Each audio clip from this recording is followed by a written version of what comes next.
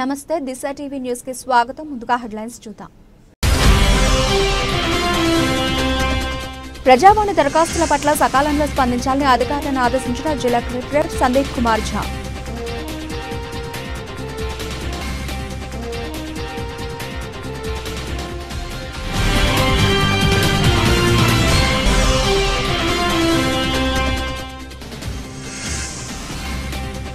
వేములవాడలో ఘనంగా శ్రీ పార్వతీ రాజరాజేశ్వర స్వామి దివ్య కళ్యాణ మహోత్సవం. హాజరైన వేలాది మంది భక్తజనం.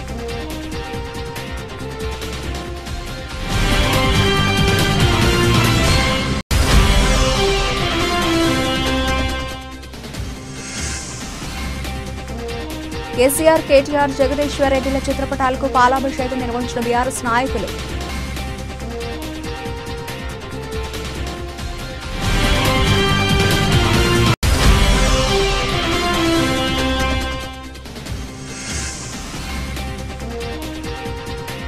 ఈడీ కార్మికులకు పెరిగిన కూలీని కట్టి ఇవ్వాలని డిమాండ్ చేసిన తెలంగాణ ప్రగతిశీల వీడీ వర్కర్స్ యూనియన్ నాయకులు.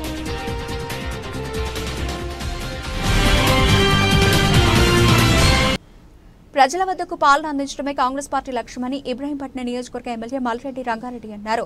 రంగారెడ్డి జిల్లా అబ్దుల్లాపూర్ మెట్లో ఏర్పాటు చేసిన స్టాండ్ బజార్ను వారు ముఖ్య అతిథిగా హాజరై ప్రారంభించారు. సామాన్య ప్రజలకు అందుబాటులో ఉండే విధంగా ఇసుక ధరలను ప్రభుత్వం తీసుకురావడం హర్షించదగ్గ విషయమని రంగారెడ్డి అన్నారు. మార్కెట్ ధర కంటే ఎక్కువ ధరకు అమ్మే వారిపై చర్యలు తప్పవన్నారు. అక్రమ మైనింగ్లపైన చర్యలు తీసుకోవాలని అధికారులకు సూచించారు. ప్రభుత్వం నిర్ణయించిన ఇసుక టన్నుకు 1800 రూపాయల కంటే ఎక్కువ అమ్మే వారిపై చర్యలు ఉంటాయన్నారు.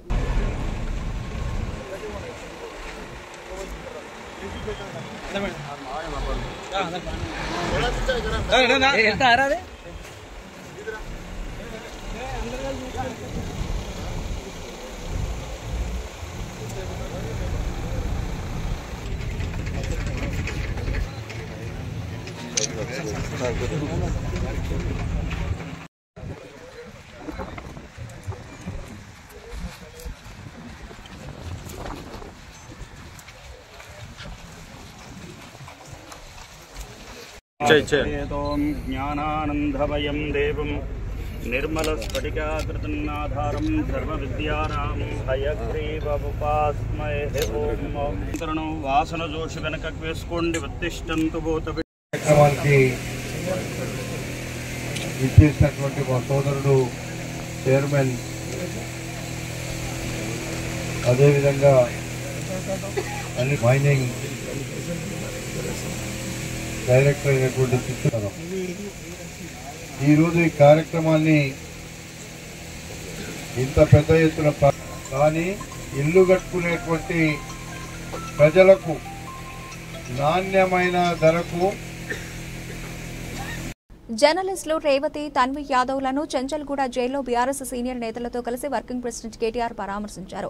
ఈ సందర్భంగా కేటీఆర్ మాట్లాడుతూ కాంగ్రెస్ చెప్పిన ఇంద్రమ రాజ్యం అంటే ప్రజలంతా అదేదో సంక్షేమ రాజ్యం అని భ్రమపడ్డారని, కేసీఆర్ కంటే ఎక్కువ సంక్షేమ పథకాలు కాంగ్రెస్ ప్రభుత్వం అమలు చేస్తుందేమో అన్న అపోహపడ్డారని ఎద్దేవా చేశారు. కానీ ఇవాళ రేవంత్ రెడ్డి ప్రభుత్వ వ్యవహార శైలిని చూస్తూ ఉంటే ఇంద్రమ రాజ్యం అంటే ఎమర్జెన్సీ రోజులను గుర్తు తెచ్చేలా ఉందని విమర్శించారు. ఆడబిడ్డలను అక్రమ కేసులతో జైల్లో వేయడమే ఇంద్రమ రాజ్యమా?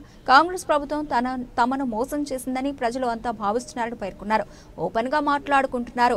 420 హామీలనిచ్చి తమని మోసం చేసి కాంగ్రెస్ గద్దెనెక్కిందని ప్రజలు తమ ఆక్రోశాన్ని వెలుబుచ్చుతున్నారని కేటీఆర్ తెలిపారు. జనం తిడితే, జనం ఆక్రోశిస్తే, జనం గట్టిగా మాట్లాడితే జర్నలిస్టులను జైల్లో పెడతారా? జనం గట్టిగా మిమ్మల్ని నిరసిస్తే, జనం గట్టిగా మీ మీద గొంతు విప్పితే దాన్ని చూపెట్టిన పాపానికి ఇవాళ జర్నలిస్టులను జైలుకు పంపుతారా? ఒకరు ఇద్దరు కాదు, ఇప్పటికీ రేవంత్ రెడ్డి గారి ప్రభుత్వం వచ్చిన తర్వాత ఈ రాష్ట్రంలో ఒకరిద్దరు కాదు, సిద్దిరెడ్డి శ్రీనివాసరెడ్డి, గౌతమ్ పోతగోని, ఆకుల శ్రీనివాసరెడ్డి, శంకర్ గౌడ్, యారా రంజిత్ రెడ్డి, రాజ్ కుమార్ నాయక్, సరితా యాదవ్, విజయారెడ్డి, రేవతి, తన్వి యాదవ్, శివారెడ్డి.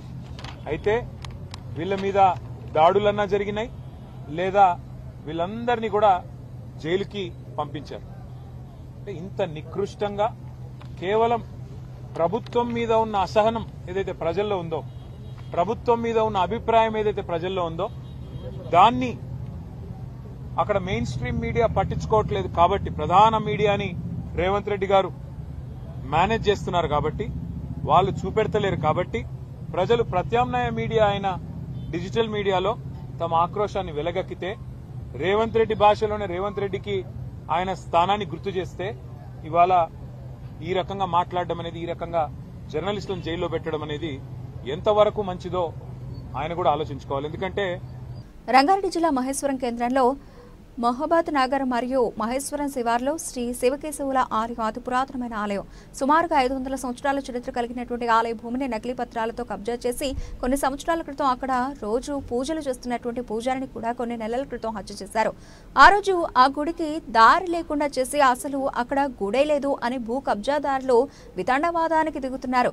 ఈ శివకేశవ ఆలయానికి 36 ఎకరాల భూమి ఉంది, కానీ ఇప్పుడు ఎంత భూమి ఉంది కూడా ఏ అధికారులు నిర్ణయించలేకపోతున్నారు. ఆలయ భూములు కాపాడే బాధ్యత దేవాదాయ శాఖపై ఉందన్నారు. పురాతన ఆలయాలను, వాటి భూములను కాపాడాలని గ్రామస్తులు ఆవేదన వ్యక్తం చేశారు. బజరంగ దళ విశ్వ హిందూ పరిషత్ ఆధ్వర్యంలో ఆలయ ప్రాంగణంలో చేరుకుని అక్కడ జరుగుతున్నటువంటి కార్యకలాపాలను ఆపివేసి ఆలయానికి పరిమితమైన భూమి కేటాయించి దానికి చుట్టూ రక్షణ కల్పించేంత వరకు ఎలాంటి కార్యకలాపాలు జరగొద్దని హెచ్చరించారు. ఈ కార్యక్రమంలో విశ్వ హిందూ పరిషత్, బజరంగ దళ, RSS, వివిధ పార్టీల నాయకులు, కార్యకర్తలు పాల్గొన్నారు. యాదగిరి రెడ్డి మాట్లాడుతూ ప్రతి ఒక్కరూ ఎక్కడ ఏ ఆలయానికి ఇబ్బందులు జరిగినా ప్రతి ఒక్కరూ స్పందించి ఆలయాలను రక్షించుకుందామన్నారు. లేదంటే రేపటి తరాలకు పురాతనమైన ఆలయాలు కనుమరుగవుతాయని హిందువులందరూ ఏకమవ్వాలని పిలుపునిచ్చారు. అలాగే ఇక్కడ మన కోనేరు ముందు చూసుకున్నట్టయితే అక్కడ రామాలయం ఉంది. గతంలో ఎన్నోసార్లు కూడా మేము చూస్తున్నాక కూడా 5 సంవత్సరాల నుంచి ఇక్కడ రావడం జరుగుతుంది. మేము వచ్చిన తర్వాత కూడా ఆ యొక్క దేవాలయంలో గుప్త నిధుల కోసం తవ్వకాలు అనేక సార్లు జరిగాయి. అవి జరుగుతున్నాయని చెప్పేసి ఇక్కడ రామ్జీ అనే వ్యక్తి ఎవరైతే కోనేరులో పడి చనిపోయాడో అతను మాకు ఒకసారి ఇలా చెప్పాడు, ఇక్కడ గుప్త నిధుల కోసం తవ్వకాలు జరుపుతున్నారు, వాళ్ళు నన్ను కూడా బెదిరించారు అని చెప్పేసి 1-2 సార్లు చెప్పడం జరిగింది. సరే అంటే మేము చూసుకుంటాం, మేము భయపడకండి అని చెప్పేసి అప్పుడు ధైర్యం ఇచ్చాము. ఇది మాకు బయటికి సమాచారం ఇస్తున్నాడని చెప్పేసి ఇక్కడ లోకల్లో ఉన్న కొంతమంది భూ కబ్జాదారులు ఎవరైతే ఉన్నారో అతన్ని చంపి ఇదే కోనేరులో 2020లో అక్టోబర్లో ఇదే కోనేరులో వేసి చంపేయడం జరిగింది. కానీ ఇక్కడ తవ్వకాలు జరుగుతున్నాయి, ఇక్కడ స్వామీజీని చంపేశారని చెప్పేసి మహేశ్వరం PS లో కంప్లైంట్ ఇస్తే దాన్ని నీరు గార్చి కావాలని కుట్రపూరితంగా ఒక కేసుని కొట్టివేయడం జరిగింది. అలాగే ఈ యొక్క విషయాన్ని అదే సమయంలో కలెక్టరేట్ కు అలాగే పురావస్తు శాఖ కూడా తెలియజేస్తే ఇప్పటి వరకు కూడా వాళ్ళు పట్టించుకున్న పాపాన పోలేదు. ఈ యొక్క దేవాలయాల ల్యాండ్ ఎంతైతే 38 ఎకరాల 6 గుంటలు ఉందో దీన్ని పూర్తిగా కబ్జా చేసే ప్లాన్ లో ఉన్నారు, కబ్జా చేస్తూనే ఉన్నారు. ఇంకోటి, ఇది డెవలప్మెంట్ కి ఇప్పుడు ముస్లిం వ్యక్తికి ఇచ్చారు. ముస్లిం వ్యక్తి వచ్చి ఇక్కడ ఎలాంటి దేవాలయ ఆనవాళ్ళు లేవు, ఇక అసలు దేవాలయమే లేని చెప్పేసి ఆ యొక్క వ్యక్తులు చెప్తా ఉన్నారు. ఎందుకంటే ఈ యొక్క దేవాలయాన్ని పూర్తిగా నాశనం చేసి హిందూ సనాతన ధర్మాన్ని నాశనం చేయాలని చెప్పేసి సమయం చెప్తాం. మీడియాకి మేము ప్రత్యేకంగా వేడుకుంటా ఉన్నాం. ఇలాంటి వాటి మీద మీరు ఖచ్చితంగా ఫోకస్ చేయండి.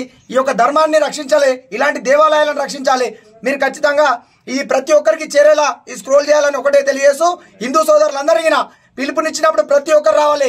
వాళ్ళకి ఎవడైతే ఇక్కడ తొత్తులు ఉన్నారో చెప్తా ఉన్నాం, బిడా ఖబర్దార్, మీరు ఏం చేయాలి, ఏం చేస్తారంటే ఈ యొక్క హిందువులందరూ వచ్చినప్పుడు కొంతమంది మీద కేసులు పెట్టి చేసే భయపడుతున్నారు. కేసులకు కూడా భయపడడం గుర్తుపెట్టుకోండి.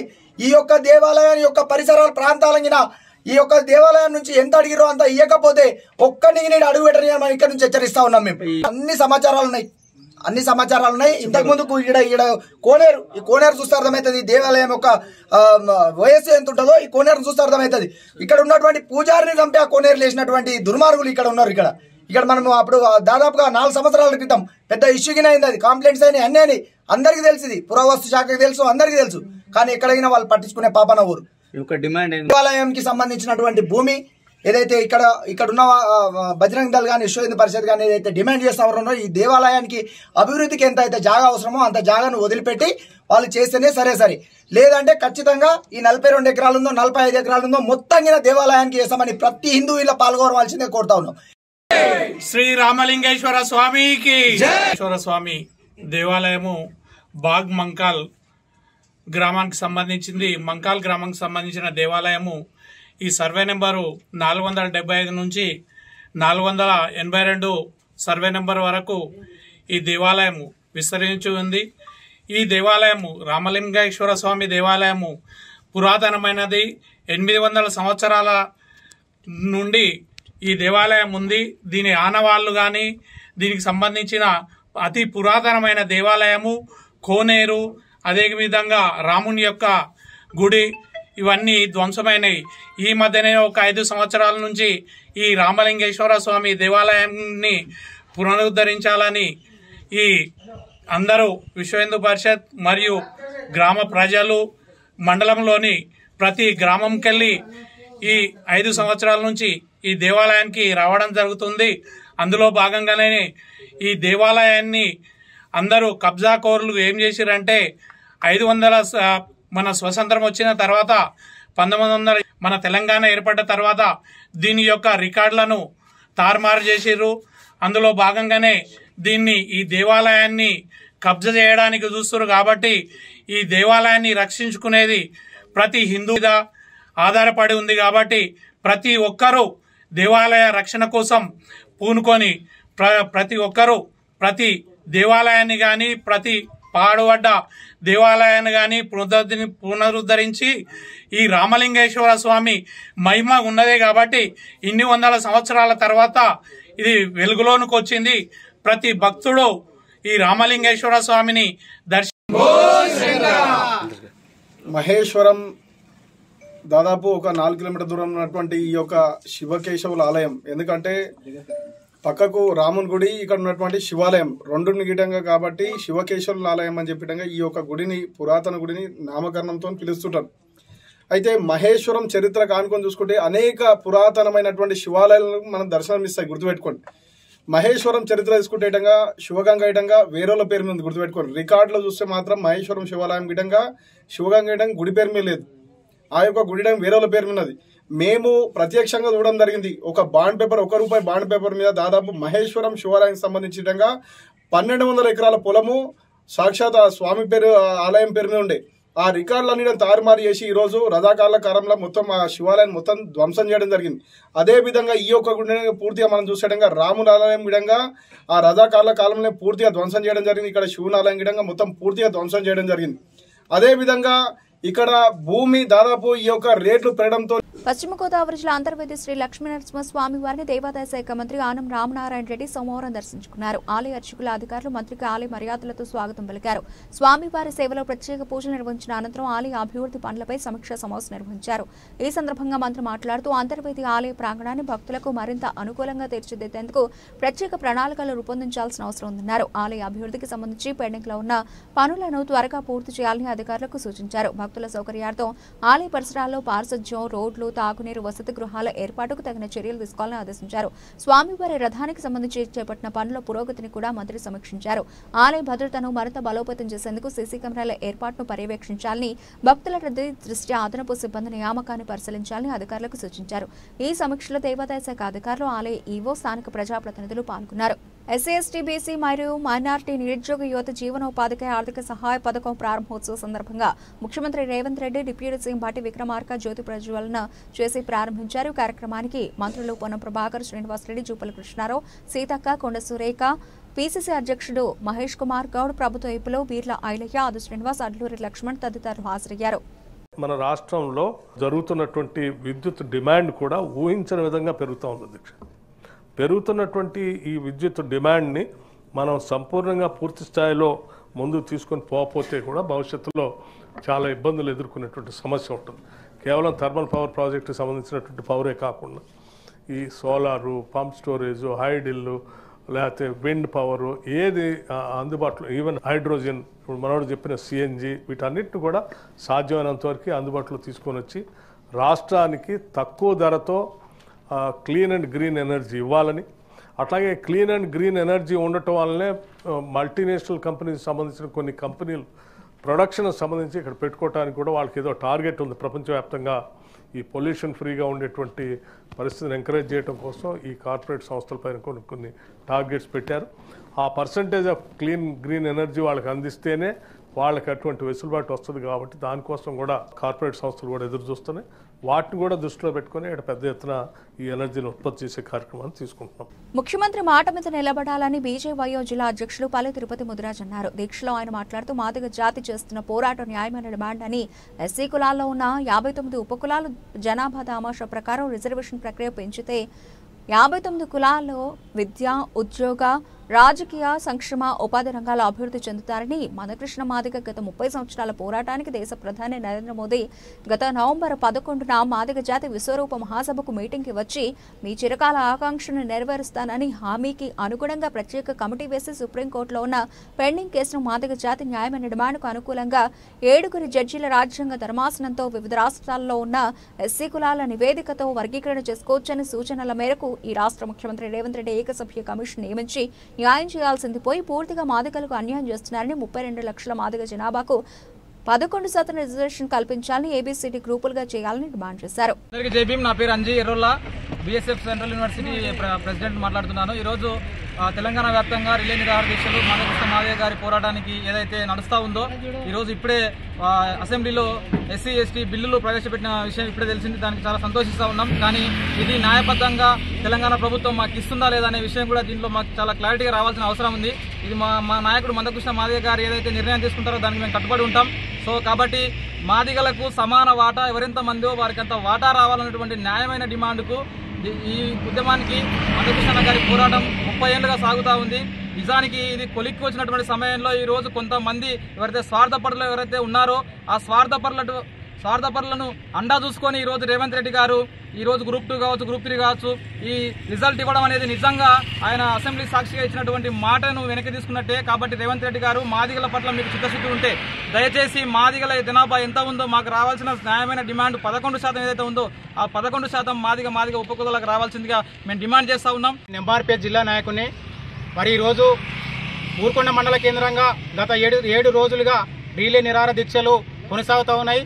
మా ఈ రీలే నిరాహార దీక్షల ప్రధాన ఎజెండా ఎస్సీలో ఉన్నటువంటి 59 కులాలను ఏబిసిడీలుగా వర్గీకరించి ఎవరి జనాభా ఎంత ఉందో వారికి అంత వాటా పంచాలని మరి గత 30 సంవత్సరాలను మందకృష్ణ మాదిగ గారి పోరాటం ఫలితంగానే ఏదైతే సుప్రీంకోర్టులో గత ఆగస్టు 1వ తారీఖు నాడు ఇచ్చినటువంటి సూచనల మేరకే తెలంగాణ రాష్ట్ర ముఖ్యమంత్రి వర్యులు రేవంత్ రెడ్డి గారు సాక్షాత్ అసెంబ్లీలోనే మాట్లాడుతూ ఏదైతే సుప్రీంకోర్టుకి వెళ్ళి వచ్చినటువంటి తీర్పును మేము సాగదీస్తా ఉన్నాం.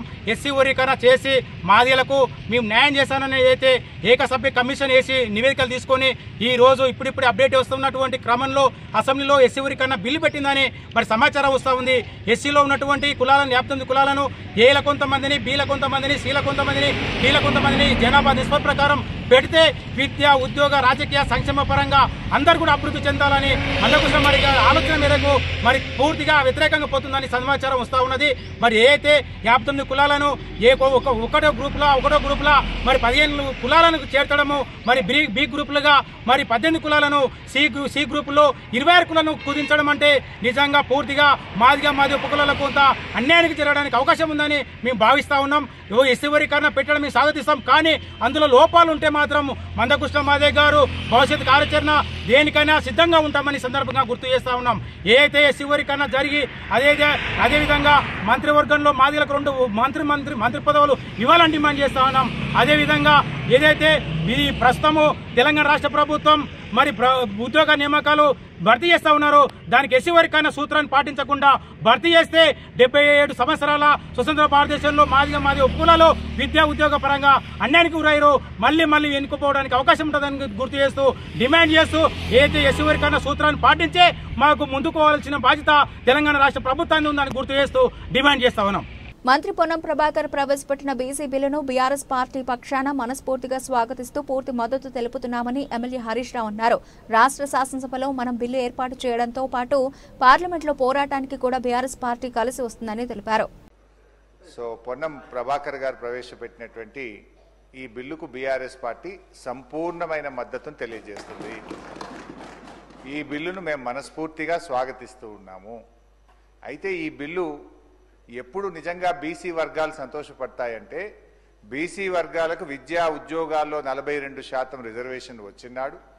బీసీ వర్గాలకు స్థానిక సంస్థల్లో పట్టణ మరియు గ్రామీణ ప్రాంతంలో 42% రిజర్వేషన్ ఫలాలు వారికి పూర్తిగా అందినప్పుడు ఆ వర్గాలు చాలా సంతోషపడతాయి. అవి అందాలని కోరుకుంటున్నాం. అవి అందే ప్రక్రియలో రాష్ట్ర శాసనసభ ఏకగ్రీవ తీర్మానం చేయడంతో పాటు రేపు కేంద్రంలో పార్లమెంట్లో పోరాటానికి కూడా బీఆర్ఎస్ పార్టీ కలిసి వస్తుంది. మాకున్న 4 రాజ్యసభ సభ్యులు కూడా ఏకగ్రీవంగా ఈ బిల్లుకు మద్దతు ఇస్తూ మేము ఓటేస్తాం. అయితే ఈ బిల్లు పాస్ కావాలంటే ఏం కావాలి అధ్యక్ష? రాహుల్ గాంధీ గారు ఇలా ప్రధాన ప్రతిపక్ష నాయకుడు, 100 మంది ఎంపీలు ఉన్నారు. వారు మరి ఈ బిల్లు మీద ఒత్తిడి తేవడానికి పార్లమెంట్లో వారు కృషి చేయాల్సినటువంటి అవసరం ఉంది. దానికోసం వారిని గట్టిగా రాహుల్ గాంధీ గారు ఇలా పూనుకోవాల్సినటువంటి అవసరం ఉంది. అయితే మా మిత్రులు పొన్నం ప్రభాకర్ గారు మేమేదో మిస్గైడ్ చేస్తున్నాం అనేటువంటి మాట మాట్లాడినరు. అది కరెక్ట్ కాదు. ఈ బిల్లు విషయంలో రాష్ట్ర శాసనసభలో గతంలో కేసీఆర్ గారు ఉన్నప్పుడు కూడా అధ్యక్ష మేము మార్కెట్ కమిటీ చైర్మన్లలో డైరెక్టర్లలో బీసీలకు 50% రిజర్వేషన్ తెచ్చింది బీఆర్ఎస్ పార్టీ. అదేవిధంగా బీసీల విషయం వైన్స్ లో మొట్టమొదటిసారిగా ఈ దేశంలో ఎక్కడ లేని విధంగా మా గౌడన్నల కోసం మరి గీత కార్మికులకు వైన్ షాప్ల అలాట్మెంట్ లో కూడా రిజర్వేషన్ తెచ్చింది బీఆర్ఎస్ ప్రభుత్వము. ఇట్లా మేము కొన్ని కార్యక్రమాలు చేసినాం.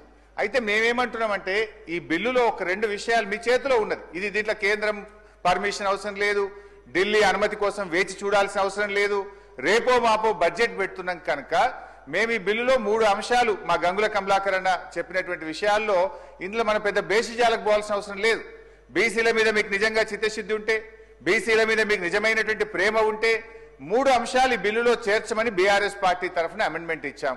ఆ 3 అంశాలు కొత్తవేం కావు, కాంగ్రెస్ పార్టీ గతంలో ఇచ్చినటువంటి హామీ. అందులో మొట్టమొదటిది గౌరవనీయులు గంగుల గారు చెప్పినట్టు 42% ప్రభుత్వ కాంట్రాక్ట్లలో బీసీలకు రిజర్వేషన్ చేస్తూ ఈ బిల్లులో చేర్చండి. దీంట్లో ఇంట్లో ఢిల్లీ పర్మిషన్ అవసరం లేదు, ఎవరు పర్మిషన్ అవసరం లేదు. రేపటి నుంచే ప్రతి కాంట్రాక్ట్ లో బీసీలకు రిజర్వేషన్ వచ్చే అవకాశం ఉంది. ఇది మీరు ఎన్నికల సమయంలో బీసీలకు ఇచ్చిన హామీ. దీన్ని దయచేసి దాంట్లో చేర్చాలని చెప్పి కోరుతున్నాం. నంబర్ 1. ఒకటే నిమిషం సార్. రెండవ అంశానికి వచ్చేసి బీసీలకు సప్లాన్ అమలు చేస్తామని మీరు చెప్పారు. గతంలో కేసీఆర్ గారు SC ST subplan carry forward విధానంతో ఎస్సీ ఎస్టీ సార్ గౌరవనీయులు పొన్నం ప్రభాకర్ గారికి వినమ్ర పూర్వకంగా నేను మనవి చేస్తున్నది ఏంటంటే ఈ బిల్లుకు బీఆర్ఎస్ పార్టీ సంపూర్ణమైన మద్దతునిస్తుంది, స్వాగతిస్తుంది.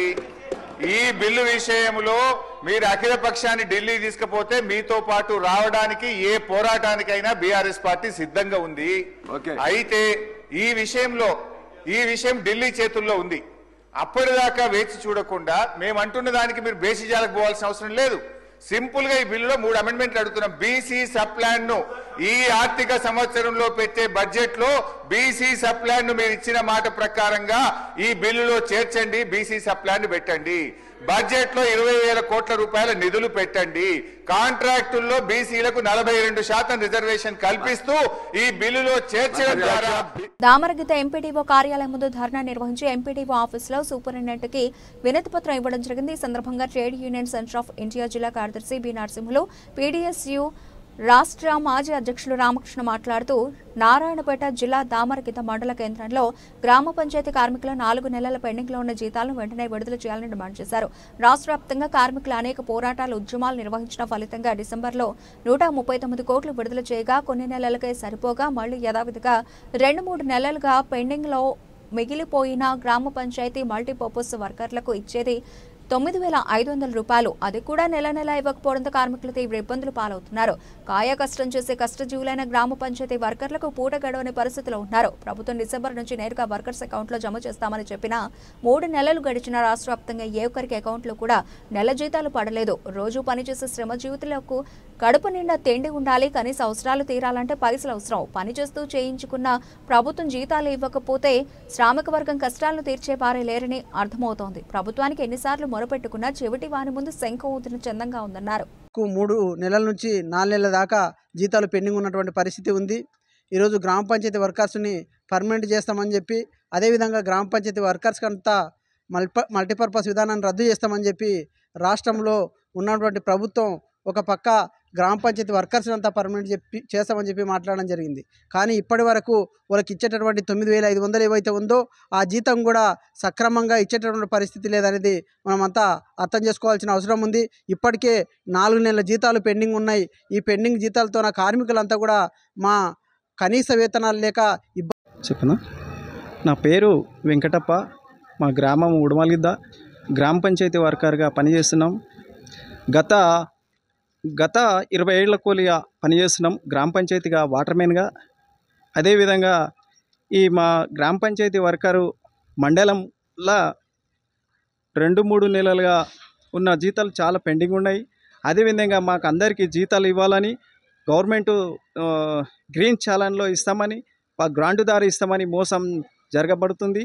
అదేవిధంగా మా వర్కర్లు అందరూ రేపు కలెక్టర్ ముట్టడిగా ముందుగా బాగా పెద్ద ధరణ నిర్వహిస్తామని కోరుతూ ముగిస్తున్నాం. అదేవిధంగా 5-6 నెలలు భద్రాద్రి కొత్తగూడెం జిల్లా భద్రాచలం సీతారామచంద్రస్వామి దేవస్థానంలో అర్చకులకు దేవాలయం ఈవో రమాదేవి మధ్య మరో వివాదం చోటు చేసుకుంది. ఈవో వివాదం వల్లనే అంకురార్పణ ఆలస్యం అయిందని ఆలయ అర్చకులు మరో వీడియోని విడుదల చేశారు. ఈవో రమాదేవి ఇష్టానుసారంగా ప్రవర్తిస్తోందని అర్చకుల ఆరోపణ. సంప్రదాయాలను అనుసరించడం లేదని అర్చకుల విచారం వ్యక్తం చేశారు. మతపరమైన సాంప్రదాయాలు నిర్ణయించే అధికారం ప్రధాన అర్చకులకు స్థానాచార్యులకు ఉంటుందని అభిప్రాయం వ్యక్తం చేశారు. బ్రహ్మ లేకుండా ఉత్సవాలు వీలు కాదని తెలిపిన ఈవో స్పందించలేదని అర్చకులు ఆరోపించారు. ఇప్పుడు భద్రాచలం సీతారామచంద్ర స్వామి దేవస్థానం ఈవో రమాదేవి వ్యవహారం చర్చనీయాంశం అవుతోంది. సంతోత్సవం డోలోత్సవం కావచ్చు, వీటిని ఈ ఇద్దరే నిర్వహించాలి ఆచార్య బ్రహ్మలుగా ఉండి. ఇటువంటి పరిస్థితుల్లో ఏదో కొన్ని పరిస్థితులను బట్టి ఆలయంలో ఏవో కొన్ని సీసీ ఫుటేజీలను గమనించి అమరవాది శ్రీనివాస రామానుజం అనేటువంటి ఉప ప్రధాన అర్చకులు తప్పు చేశారు అనేటువంటి అభిప్రాయంతో ఈవో గారు ఆయనకు పనిష్మెంట్ ఇస్తూ పర్ణశాలలో ఆయనకు అర్చక విధుల్ని ఆయన కేటాయించారు. అది ఆర్డర్గా మనకి ఇచ్చారు, అమరవాది శ్రీనివాస రామానుజం గారికి ఇచ్చారు. ఆ ఆర్డర్ను ఆయన అంగీకరిస్తూ ఆ ఆర్డర్ను దృష్టిలో పెట్టుకుని ఆయన పర్ణశాలకు వెళ్ళడానికని ఈవో గారికి జాయినింగ్ రిపోర్ట్ కూడా ఆయన ఇచ్చారు. ఇది ఇచ్చినటువంటిది 9/3/2025న ఈవో గారు ఆయనకు ఇచ్చినటువంటి పర్ణశాలకు మారుస్తూ ఆయన విధులకు ఇచ్చినటువంటి ఆర్డర్. ఆ తర్వాత 10వ తారీఖునే శ్రీరామనవమి సందర్భంగా భద్రాచలంలోని శ్రీ సీతారామచంద్రుల కళ్యాణ తలంబ్రాలను కోరుకున్న భక్తులు ఇళ్లకు చేర్చాలని టీజీఎస్ఆర్టీసీ యాజమాన్యం నిర్ణయించింది. ఎప్పట్లాగానే ఈసారి కూడా తెలంగాణ దేవాదాయ శాఖ సహకారంతో రాములూరి కళ్యాణ తలంబ్రాలను హోమ్ డెలివరీ చేసే పవిత్ర కార్యానికి సంస్థ శ్రీకారం చుట్టింది. తలంబ్రాలు కావలసిన భక్తులు టీజీఎస్ఆర్టీసీ లాజిస్టిక్స్ కేంద్రాలతో పాటు సంస్థ వెబ్సైట్ tgsrtc.logistics.in.co.inలో 151 రూపాయలు చెల్లించి వివరాలను నమోదు చేసుకోవాలి. శ్రీ సీతారామచంద్ర కళ్యాణోత్సవం అనంతరం ఈ తలంబ్రాలను భక్తులకు సంస్థ హోమ్ డెలివరీ చేస్తుంది. హైదరాబాద్లోని బస్ భవన్లో సోమవారం భద్రాద్రి శ్రీ సీతారాముల కళ్యాణ తలంబ్రాల బుకింగ్ పోస్టర్ను టీజీఎస్ఆర్టీసీ ఎండీ వీసీ సజ్జనార్ ఆవిష్కరించి తలంబ్రాల బుకింగ్ ను ప్రారంభించారు. భద్రాద్రిలో ఏప్రిల్ 6న అంగరంగ వైభవంగా జరిగే శ్రీరామనవమి వేడుకలకు వెళ్లలేని భక్తులు ఈ సేవల్ని వినియోగించుకోవాలని టీజీఎస్ఆర్టీసీ కోరుతోందని సంస్థ ఎండీ వీసీ సజ్జనార్ అన్నారు. బండప్రకాష్ మాట్లాడుతూ గత 10 సంవత్సరాలుగా 521 కోట్ల రూపాయల విలువ చేసే చేప పిల్లలు, రొయ్యలు పంపిణీ చేశారని చెప్పారు. అలాగే ఒక 2 లక్షల వరకు సభ్యత్వాలు ఇచ్చారని, మంత్రి పదవి లేదని మత్స్యకారుల గురించి మండలిలో మాట్లాడారు. ఈ చేప పిల్లలు సభ్యత్వాలు మరియు మంత్రి పదవి లేకపోతే ముదిరాజుల జీవితాలు బాగుపడవు అన్నట్లుగా వారి అభిప్రాయంగా కనబడుతోంది. దాదాపు 50 లక్షల జనాభాకు గత 10 సంవత్సరాల్లో ఖర్చు చేసిన 521 కోట్ల రూపాయలు మాత్రమే 30,000 కోట్ల రూపాయలు ఆదాయం వచ్చినట్లుగా చెబుతున్నారు. అది ఎవరికి వచ్చిందో, ఎలా వచ్చిందో, ఆ డబ్బు ఎక్కడుందో వివరిస్తే బాగుండేది. పిట్టల రవీందర్ రాతలు, బండప్రకాష్ మాటలు దాదాపుగా ఒకేలా ఉన్నాయి. ముఖ్యంగా వీరు ఉపాధి కోల్పోయినట్టుగా కనపడుతోంది. మత్స్య పరిశ్రమకు సంబంధించిన అంశాన్ని తమరి ద్వారా సభ దృష్టికి, గౌరవ మంత్రి గారి దృష్టికి కూడా తీసుకురాదలుచుకున్నాను. సార్, గతంలో మత్స్య పరిశ్రమ నిర్లక్ష్యం చేయబడ్డ వ్యవస్థ. మేము చిన్ననాడు బయటికి వెళ్తే పాల కేంద్రంతో పాటుగా మత్స్య కేంద్రం కూడా ఉండేది. Milk booth and fish booth పక్కపక్కకు ఉండి చేపలు అమ్మిన పరిస్థితి క్రమక్రమేణా అంతరించిపోయి చేపలు తెలంగాణలో దొరికాయనే పరిస్థితికి వచ్చి మిగతా ప్రాంతాల నుంచి మనం ఇంపోర్ట్ చేసుకున్న దశ మనందరం చూసినాం. మరి తెలంగాణలో కేసీఆర్ గారి ఆలోచనలకు అనుగుణంగా నీటి వనరులు పెరుగుతున్న నేపథ్యంలో ఉచిత చేప పిల్లల పంపిణీ అనే పథకాన్ని 2015లో అనౌన్స్ చేసి ప్రారంభించడం జరిగింది. దాని కింద దాదాపు 29,000 చెరువుల్లో 93 రిజర్వాయర్స్లో మరి కార్యక్రమాలు చేయడం జరిగింది అధ్యక్ష. ఇందులో మాకు సొసైటీస్ కూడా 2014 నాటికి 2,100 సొసైటీస్ ఉంటే ఈనాడు 6,000 సొసైటీల వరకు కూడా పెంచుకోవడం జరిగింది. ఆనాడు 2 లక్షల సభ్యత్వాలు ఉంటే ఈరోజు 4,16,000 సభ్యత్వాలకు పెంపొందించడం జరిగింది. ఇన్నేళ్ల కాలంలో దాదాపు రంగారెడ్డి జిల్లా ఫరూక్ నగర్ మండలం ఊరుగుల గ్రామంలో గొర్రె మేకల మందపై కుక్కలు దాడి చేయడంతో 11 మేకలు మృత్యువాత పడ్డాయి. గ్రామానికి చెందిన కొమ్మగారి రామకృష్ణకు సంబంధించిన మేకలను కుక్కలు దాడి చేసి చంపాయని బాధితులు ఆవేదన వ్యక్తం చేస్తున్నారు. ప్రజాప్రతినిధులు ప్రభుత్వం ఆదుకోవాలని కోరుతున్నారు.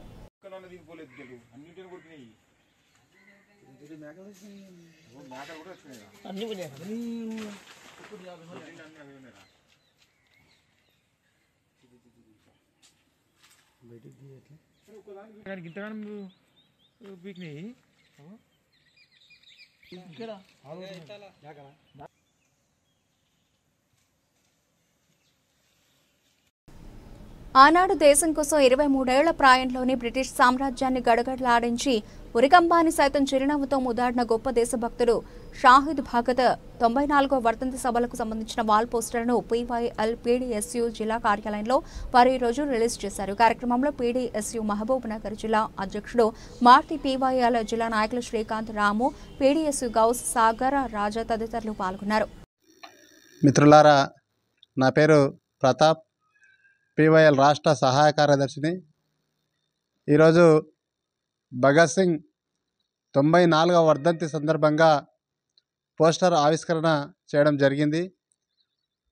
భగత్ సింగ్ దేశం కోసం, దేశంలో ఉండేటటువంటి పేద ప్రజల కోసం తాను ఏదైతే కలగన్నాడో, అంటే చిన్న వయసు లోపలలో, అంటే 23 సంవత్సరాల లోపలనే తన ఉరికమ్మం ఎక్కి దేశం స్వాతంత్రం కావాలని చెప్పి విప్లవ మార్గం ద్వారా విప్లవం సాధించాలని చెప్పి చిన్న వయసు లోపలనే ఉరికమ్మం ఎక్కి ఉయ్యాల ఊగినటువంటి వ్యక్తి. మరి అటువంటి వ్యక్తిని ఈరోజు మనం PDSU PYL ఆధ్వర్యంలో వర్ధంతి సభలు నిర్వహించాలని చెప్పి రాష్ట్ర కమిటీ పిలుపులో భాగంగా ఈరోజు నారాయణపేట జిల్లాలో ఆవిష్కరించడం అనేటటువంటిది జరిగింది. మరి భారతదేశంలో ఉండేటటువంటి భగత్ సింగ్ ఏమన్నాడు అంటే సామ్రాజ్యవాదం లేకుండా ఉండాలి అని చెప్పి.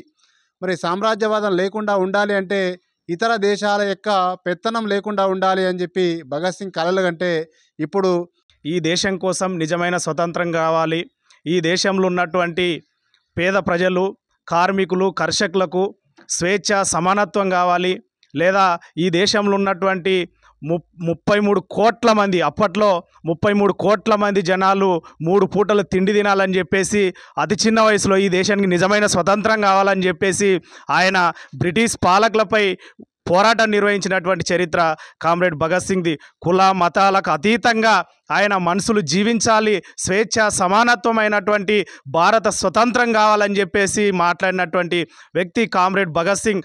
అతి చిన్న వయసులో 23 సంవత్సరాల లోపే బ్రిటిష్ ప్రభుత్వం ఆయనని ఉరిదీయడం అంటే ఎంత, అంటే పాలకులు కుట్రలని తిప్పికొట్టడం కోసం కామ్రేడ్ భగత్ సింగ్, రాజ్గురు, సుఖ్దేవ్లు వాళ్ళ ఉద్యమ స్ఫూర్తిని ఈరోజు భారతదేశంలో విద్యార్థులు, యువకులు ఎత్తాల్సినటువంటి పరిస్థితి ఈ భారతదేశంలో ఉంది. ఎందుకని అంటే ఈ బులెటిన్ ముగించే ముందు హెడ్లైన్స్ మరోసారి. ప్రజావాణి దరఖాస్తుల పట్ల సకాలంలో స్పందించాలని అధికారులను ఆదేశించిన జిల్లా కలెక్టర్ సందీప్ కుమార్ ఝా.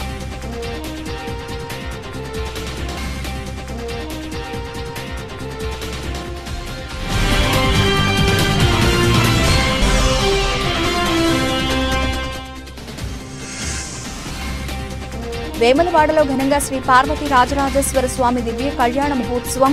హాజరైన వేలాది మంది భక్తజనం.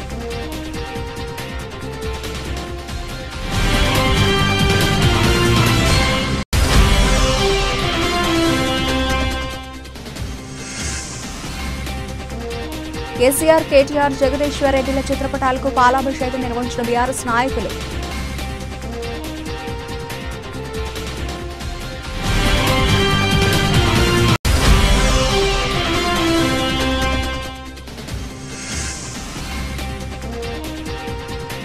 ఈడీ కార్మికులకు పెరిగిన కూలీని కట్టి ఇవ్వాలని డిమాండ్ చేసిన తెలంగాణ ప్రగతిశీల బిల్లు వర్కర్స్ యూనియన్ నాయకులు.